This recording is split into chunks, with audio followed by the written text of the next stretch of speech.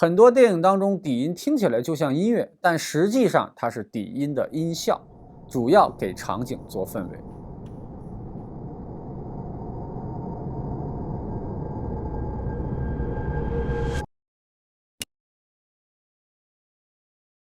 既然是氛围作用，那底音就有多种风格。我们可以先听听两个底音有什么区别。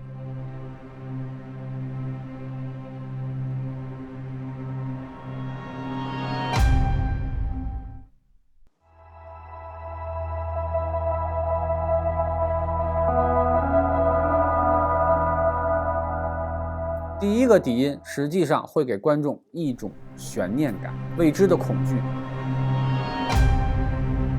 但第二个底音反而会给观众一种向往自由或者是释放感。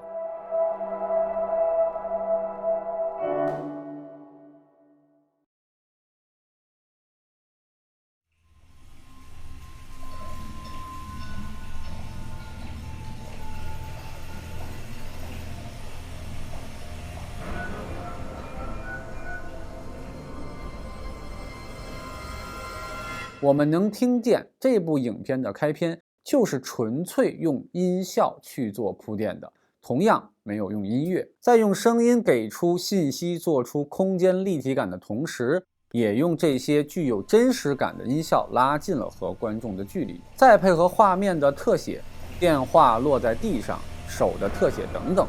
共同为影片形成了代入感。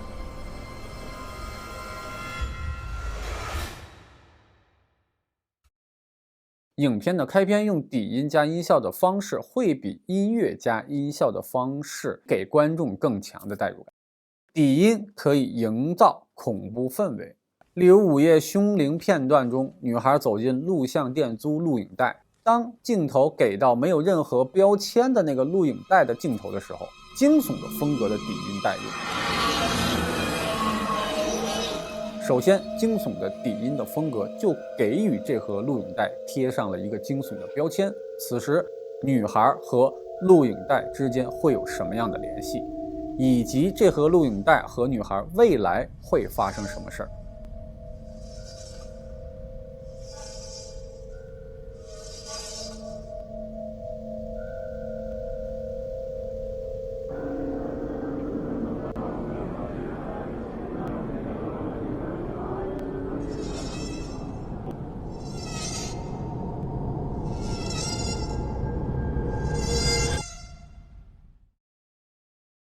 影片的关键道具或者人物即将和影片剧情产生什么联系，你完全可以把底音加在这个人物或者这个道具的镜头上。第二，底音加上升与停止可以营造悬念感。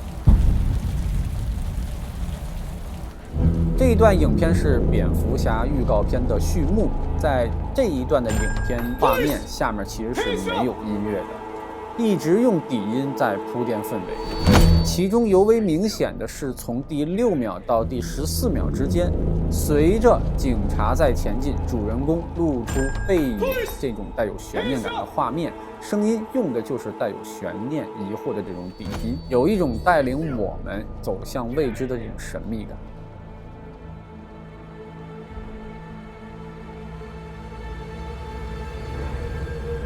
大家可以关注我们下面的留言来找我们领取这些不为人知的音效。